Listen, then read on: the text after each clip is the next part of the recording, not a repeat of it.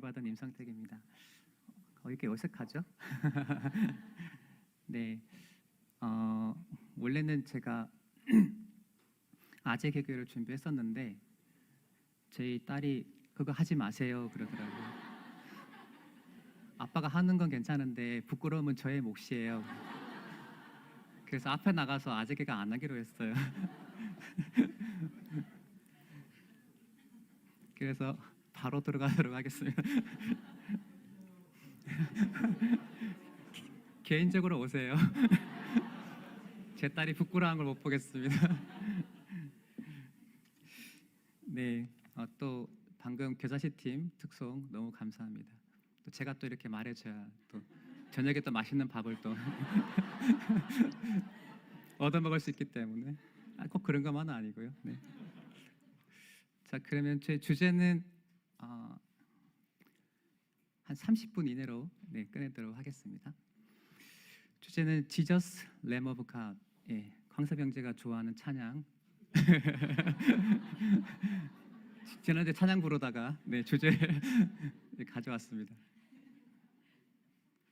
네, 자, 그다음에 서로는 목차는요. 서러운 어린 양의 삶, 그다음에 어린 양으로서 주님은 어떠한 삶을 사신 것인가, 그리고 마무리 적용 질문 이렇게 간단하게 하겠습니다. 이제 요한복음 1장 29절에 보라 세상 죄를 지고 간 하나님의 어린 양이로다라는 말씀이 있습니다. 잘 아시는 말씀이시죠? 그래서 그러면 하나님의 어린 양의 삶이란 어떤 것인가, 이 부분에 대해서 좀 생각을 하게 됐고요. 그리고 주님께서 하나님의 어린 양으로 말씀하시는데, 그러면 어린 양으로서 어떠한 삶을 사셨는지, 또 저희 죄를 짊어지고 가기 위해서 그렇게 한번 두 가지 관점에서 보게 됐습니다. 이거는 레위기 1장 1절부터 9절 말씀을 요약한 겁니다. 나름대로 정리하느라고 좀 고생을 하긴 했는데요. 요거는 이제 레위기 보면 번제, 소제, 화목제, 그다음에 속죄제, 속건제, 이 5가지 그 제사가 나옵니다. 근데 이게 우리가 이제 지금은 이 제사를 드리지는 않잖아요. 드릴 필요도 없고요. 그런데 하나님께서 이 5가지 제사에 대해서 말씀해 주셨는데, 근데 그 말씀하신 이유와 목적은 분명히 있다고 생각됩니다. 그래서 저기 레위기 27장 34절에 보면 제일 아래쪽에 적혀져 있는데, 하나님께서 시내상에서 그 산에서 이스라엘 백성들한테 분명히 전달하고자 하는 내용들을 모세에게 전달해 주신 내용이거든요. 그래서 그 의미를 조금씩 저희가 보면서 어린 양의 삶이 어떤 것인지를 함께 좀 보도록 그렇게 하겠습니다. 제가 이제 이렇게 파란 색깔로 줄을 그어놨는데, 위에는 그 제사를 드리는 사람, 그러니까 제사를 드리러 오는 사람이고, 아래쪽은 제사장입니다. 그래서 제사를 드리는 사람은 이렇게 합니다. 그 흠없는 수컷 소나 양을, 이게 지금은 번제입니다. 번제는 하나님의 진노하심이 임하는 걸 막기 위해서 드리는 제사입니다. 또 죄가 없어도 할 수 있겠지만 주로 이제 그런 의미에서 드리는 게 번제라고 합니다. 근데 첫 번째 이제 3절에 보면 흠없는 수컷을 가지고 옵니다. 소나 양인데 양으로 하겠습니다. 가져오는데 예루살렘에서 한 2개월 정도, 그러니까 굉장히 멀리 떨어진 곳에서 멀리 오면 한 2개월 정도 걸리는 먼 거리도 가지고 옵니다. 제사 드리기 위해서. 중간에 근데 양이 만약에 흠이 생기잖아요. 그럼 다시 가야 됩니다. 가가지고 다시 가져와야 됩니다. 그래서 제사를 드리는 흠이 없는 양이 굉장히 중요하다고 적혀 있더라고요. 그리고 이제 가져오면 번제물에다가 양에다가 머리에 안수를 합니다. 이렇게 안수를 한다고 적혀져 있어요. 그리고 나서 이제 여호와 앞에서 그 양을 잡습니다. 잡는 거를 제사장이 해주는 게 아니라 제가 합니다. 근데 잡는데 어떻게 잡는가 궁금해가지고 찾아봤습니다. 제가 양을 죽일 수 있는 방법, 좀 지금도 끔찍한 내용입니다. 양을 죽일 수 있는 방법이 뭔가 이렇게 생각했는데, 죽일 수 있는 방법이 여기를 이렇게 세게 쳐가지고 죽이는 방법이 있고요. 그리고 대동맥이나 이런 데다 칼을 이렇게 찔러서 죽이는 방법이 있고, 그리고 심장을 이렇게 탁 찔러서 죽이는 방법이 있다고 하네요. 빨리 죽이는 방법이. 근데 이게 심장은, 소는 굉장히 크잖아요. 그래서 안 찔리니까 이따만 꼬챙이 같은 거 이런 걸 이렇게 찔러 죽인다고 하네요. 하여튼 끔찍해요. 끔찍한데 주로 이제 보니까 그 창세기 때 보면 아브라함이 이제 이삭을 제사로 드리려고 번제 드리려고 할 때 칼 들고 있는 거 보니까 아마 주로 이제 대동맥 이쪽 목적을 이렇게 주로 많이 좀 끔찍한 내용이 한데 근데 그걸 제가 잡아야 됩니다. 이렇게 죽여야 됩니다. 근데 죽이면 이게 찌를 때 그러면 이게 그냥 이게 펴가 이렇게 흐른 게 아니라 막 이렇게 튈 거 아니에요. 그러면 온몸이 막 다 튀겠죠? 막 이렇게 다 튑니다. 그러니까 내가 뭐 그냥 막 어떻게 보면 지금 뭐 굉장히 막 끔찍한 상황입니다. 그렇게 잡습니다. 그러면 그 피를 가져다가 제사장은 회막문 앞에다가 단 사면에다가 이렇게 뿌리는 일을 제사장이 합니다. 잡는 거는 내가 하고요. 그다음에 번제 희생의 가죽을 이제 벗깁니다. 가죽을 벗기는데 그냥 벗기지는 않아요. 그게 얼마나 힘들겠습니까? 막 이렇게 해가지고 가죽을 다 벗깁니다. 그리고 각을 뜨는데 각 뜬다는 거는 거기 보면 cut it into piece라고 돼서 마디마디를 다 이렇게 잘라냅니다. 그걸 해가지고 이거를 단 위에다가 불에 두고 단 위에다 불을 놓고 그 불에다가 나무를 이렇게 쭉 벌려 놓습니다. 그래서 그 뜬 각과 머리와 기름 이런 것들을 단 윗불에다가 있는 나무에다가 쭉 벌려 놓습니다. 그리고 난 다음에는 내장과 정강이를 이제 물로 씻어 가지고 전부를 단 위에다 놓고 이제 불을 쑥 살립니다. 이게 번제의 내용이더라고요. 그러니까 이렇게 나눠져 있습니다. 저는 과거에 이거 공부하기 전에는 알아보기 전에는 제사장이 다 해주는 줄 알았어요. 갖다 주기만 하면 다 해주는 줄 알았는데 그게 아니더라고요. 그래서 이렇게 내는데 근데 이제 끝나고 나면 이제 그 마지막 보면 나 여호와를 기쁘게 하는 향기라 하나님께서 엄청 이제 기뻐하세요. 이 내용에 대해서 기뻐하는 내용이 나옵니다. 자, 근데 제사가 좀 끔찍하긴 한데 여기서 이제 저희가 좀 질문을 한번 이렇게 해봤습니다. 하나님께서는 왜 흠없는 소나 양을 원하십니까? 중간에 오다가 좀 이렇게 흠 생기면 그냥 가서 좀 하면 좋겠는데 흠없는 소나 양을 원하십니다. 왜 그러시는가? 누구를 위한 것인가? 하나님께서는 흠없는 양을 무조건 받아야 되는가? 두 번째, 하나님께서는 왜 이 제사를 이렇게 기뻐하는가? 하나님도 보면 요나 4장 11절에 보면 육축도 많이 있는데 아끼는 게 합당치 아니하는 게 말씀하시는데 동물을 아끼시거든요. 근데 동물 막 이렇게 끔찍하게 죽이는 걸 보고 하나님이 기뻐하실 이유는 없는데 왜 그러실까? 어제 제가 점심 때 한 친구가 그런 이야기 하더라고요. 같이 만났던 친구가 하나님은 동물을 이렇게 좀 가볍게 여기시나요? 뭐 이렇게 질문을 하더라고요. 그게 아니고 이런 말씀이 있어라고 이제 설명을 좀 해드렸는데, 근데 제사 드리는 거 보면 또 짐승을 좀 이렇게 가볍게 여기는 것처럼 보이는데 절대 그런 건 아닙니다. 근데 이 두 가지 볼 때 이제 가장 핵심적인 내용은 이렇게 보시면 형제자매님들 보실 때 그 가장 중요한 내용은 저기 나와 있는 것처럼 번제물의 머리에 안수하는 겁니다. 안수하는데 이게 이제 안수를 이렇게 하면 내 모든 죄가 번제물한테 전가되고 그 번제물에 있는 그 흠 없는 그 의로움이 나에게 전가되고 이렇게 서로 상호작용으로 이렇게 전이 됩니다. 즉 하나님께서 이렇게 기뻐하신 이유는 그 동물에게 부여되었던 그 나의 모든 죄가 그 끔찍한 나의 모든 죄가 함께 타고 그러니까 동맥 끊어진 것처럼 죄가 끊기고 죄의 가죽이 벗겨지고 죄의 각이 다 떨어지는 그걸 보고 그 번제단에서 그게 막 타는 걸 이거 볼 때 하나님께서 그걸 기뻐하는 것이지 나의 죄가 타는 걸 보는 걸 기뻐하시는 것이지 동물이 죽는 걸 기뻐하시는 건 아니라는 거죠. 그래서 안수하는 게 굉장히 중요하다 이런 내용입니다. 그러면 여기서 도살과 제사의 가장 큰 차이는 안수하는 겁니다.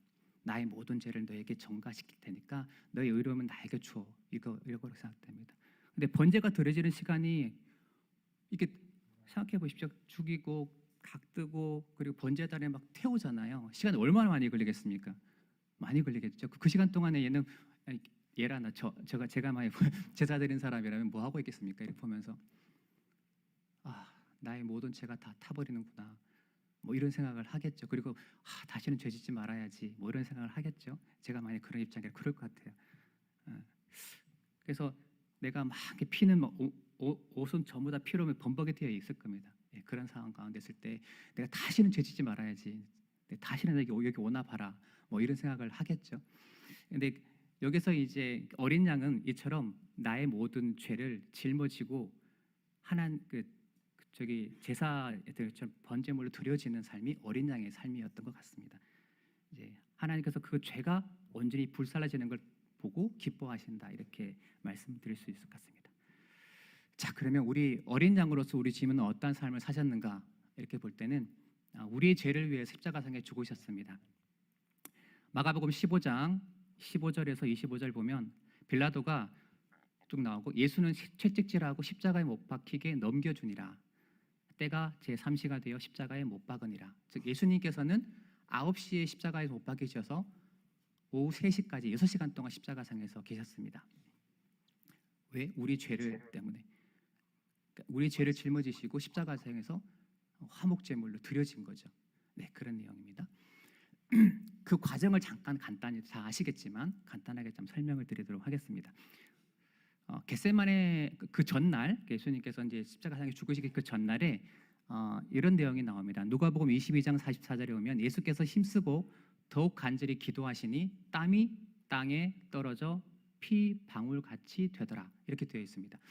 여기 원희 형제가 있을 왔겠지만 여기 보면 의사 선생님 잘 아시겠지만 이게 발음하기도 힘듭니다. 헤마티드로시스 찾아봤는데 이게 피 같은 땀이 있다고 합니다. 그러니까 극도의 감정적인 과로 상태에서는 이 작은 모세간에 땀샘에서 파괴된다고 합니다. 그래서 막 이렇게 피방울 나온다고 합니다.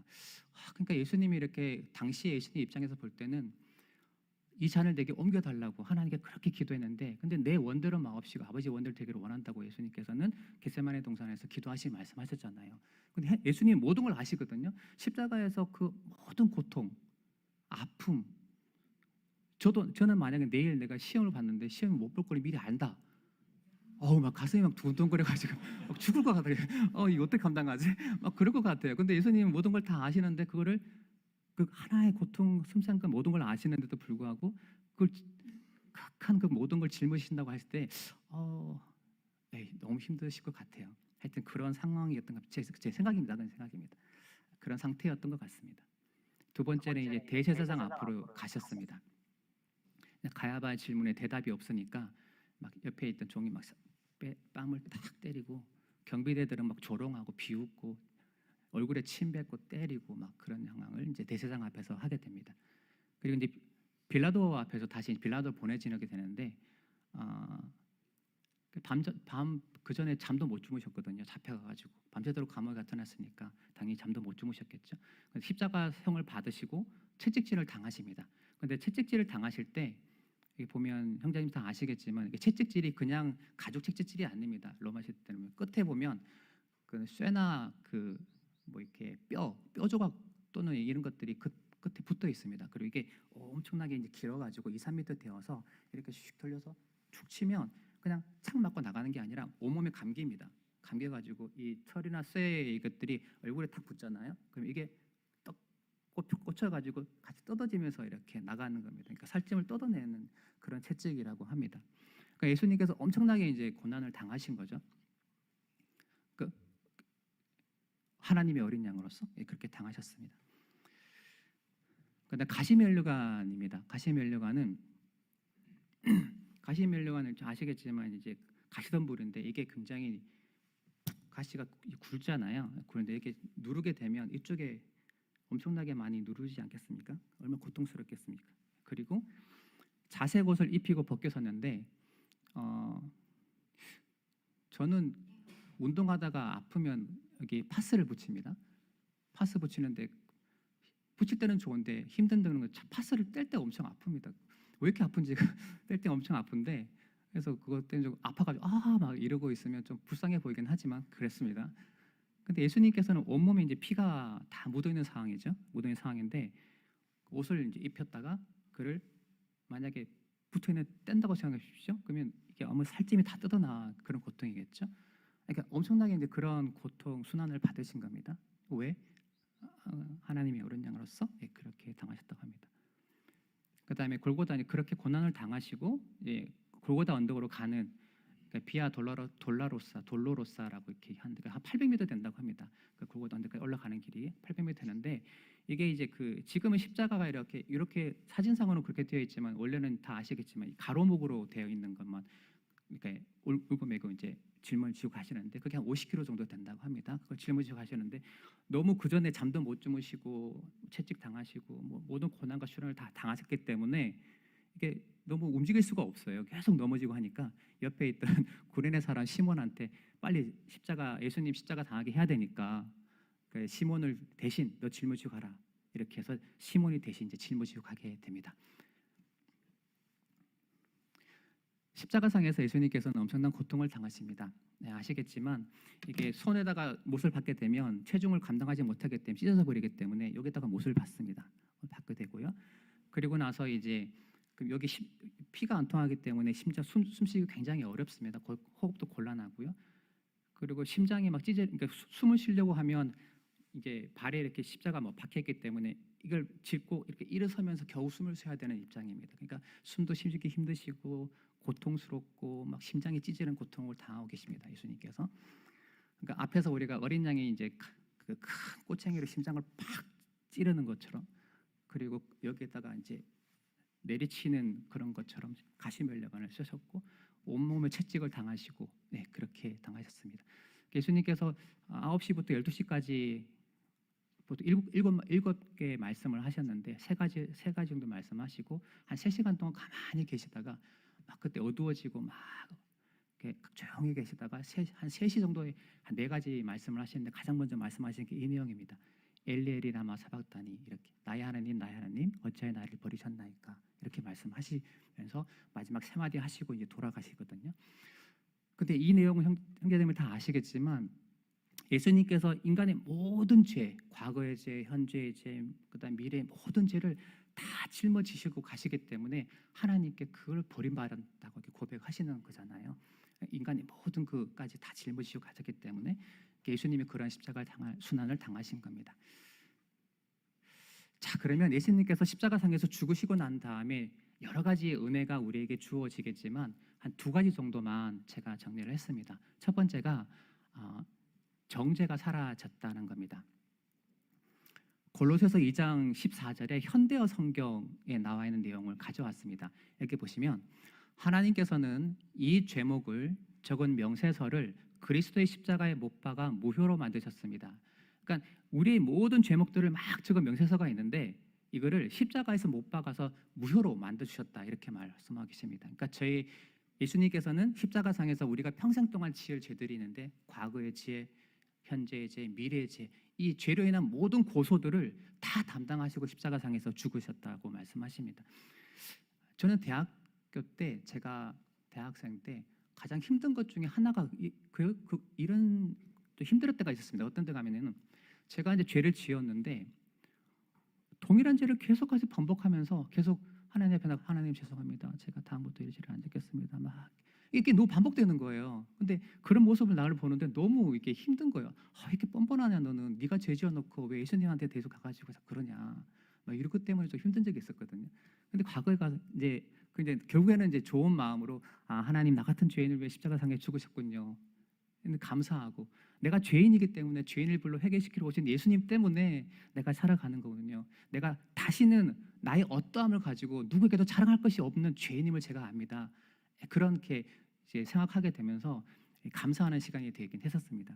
근데 하나님께서는 나의 모든 과거, 현재, 미래 모든 죄를 다 담당하시고 십자가상에 죽으셨기 때문에 어느 누구도 나의 죄로 인해서 정죄하지 않으신다라고 분명히 말씀하고 계십니다. 최근에 제 딸이 카톡으로 제 엄마한테 제 자매한테 문자를 이렇게 보냈습니다. 엄마, 제가 바퀴벌레가 된다면 저 어떡하시겠어요? 갑자기 뜬금없이 그런 문자를 보낸 거예요. 그래서 엄마는 그래? 그래도 어쩔 수 없이 키워야지. 그래도 사랑하는 딸인데 키워야지. 뭐 그렇게 이제 문자를 보낸 것 같아요. 제가 물어보니까. 저는 이제 그걸 듣고 나서 나중에 이제 그런 있었다라고 해서 나중에 혼자 정말 내 딸이 바퀴벌레가 되면 어떡하지? 그럴 일은 없겠지만 어떡할까 이제 생각한 적이 있습니다.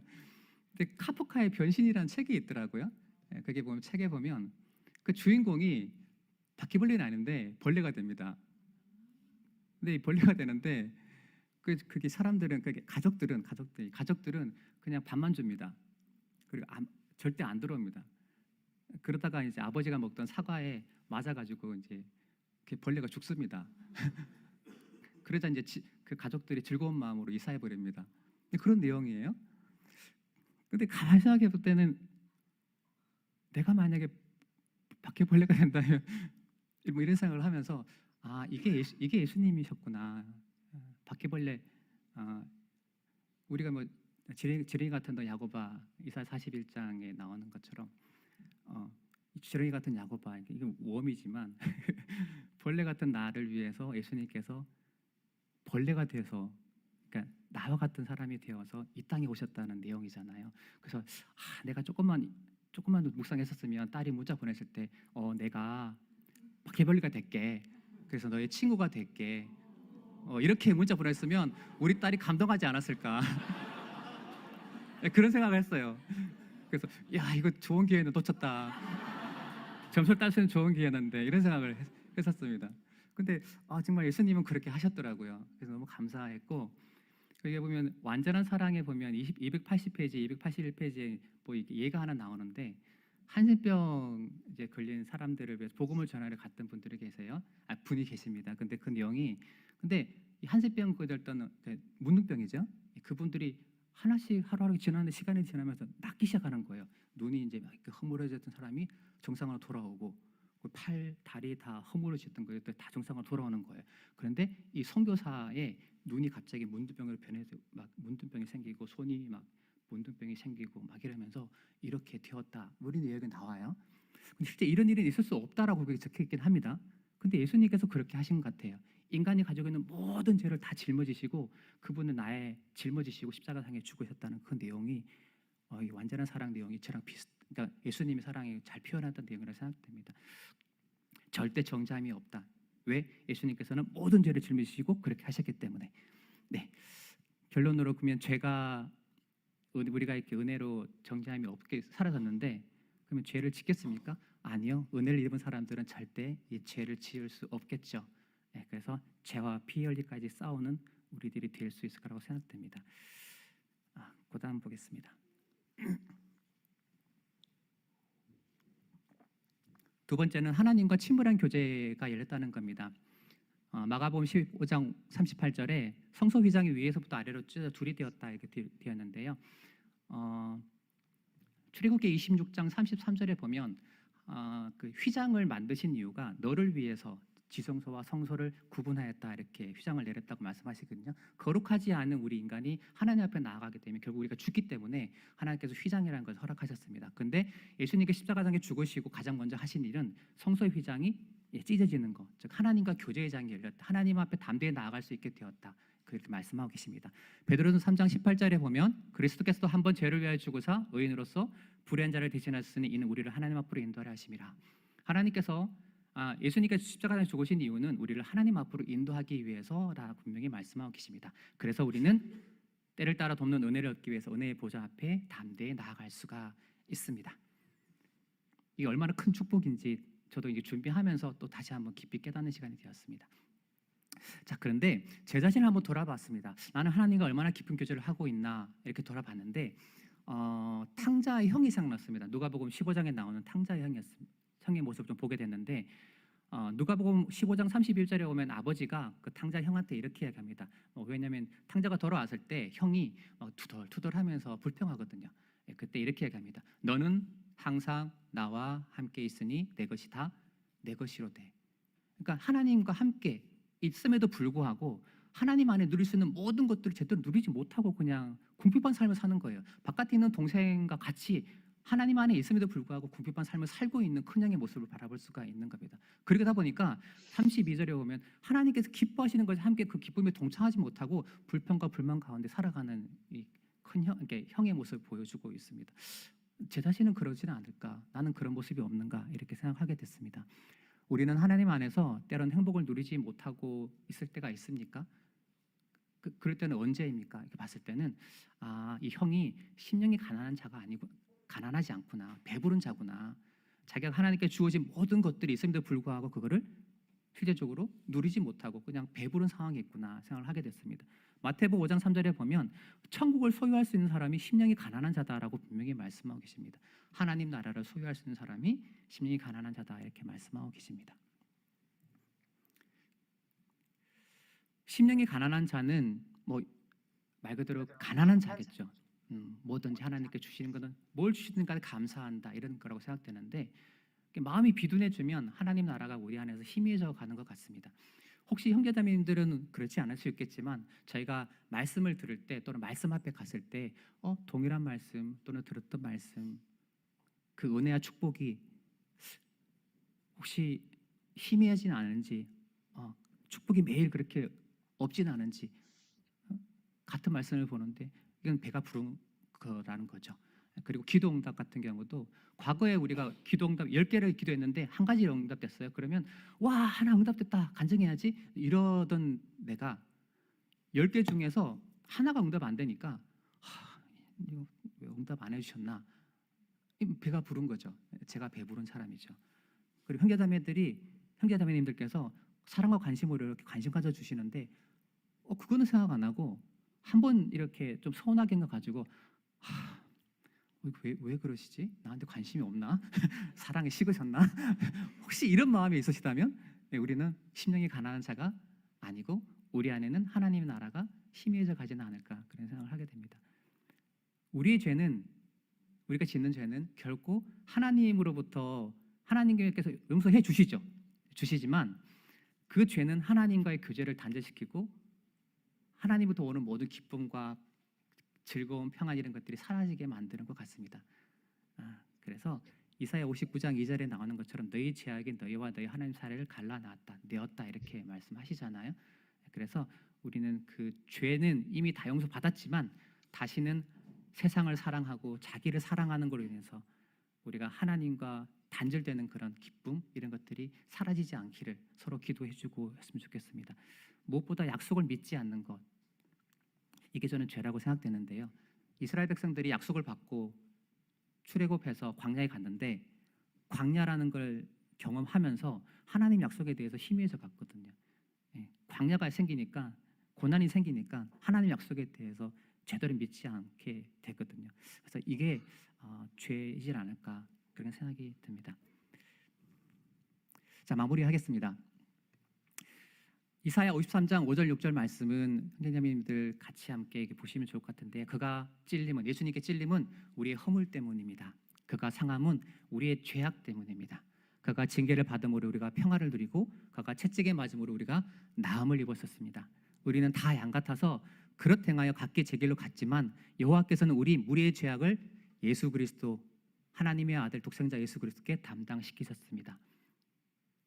우리는 예수님을 영접함으로 우리의 모든 죄를 주님께 전가시키고 그분의 온전한 거룩함을 입게 되었습니다. 거룩하신 어린 양이신 예수 그리스도 죄 많은 내가 그분께 내 모든 죄를 전가시킬 수 있는 것은 그분을 영접하는 겁니다. 만약 우리가 우리의 죄를 예수님께 전가시키고 그분의 의로움을 입지 못한다면 하나님의 공의는 우리를 아까 어린 양의 것처럼 어린 양이 행한 것처럼 머리를 쪼개고 칼로 찌르고 심장을 이렇게 찌르는 십자가 예수님이 당하셨던 그것을 제가 당해야 되는 그래야지 예수님의 그 공의가 해결되는 그렇다고 말씀할 수 있겠습니다. 자 마무리 적용 질문을 하고 마무리하도록 하겠습니다. 첫 번째 예수님께 우리의 죄를 전가시키고 그분의 의를 입는 기회를 가지지 못하신 분이 혹 계시다면 즉 예수님을 구세주로서 영접한 경험이 없으신 분은 예수님을 주님으로서 영접하시는 그러한 시간을 가지시기 바랍니다.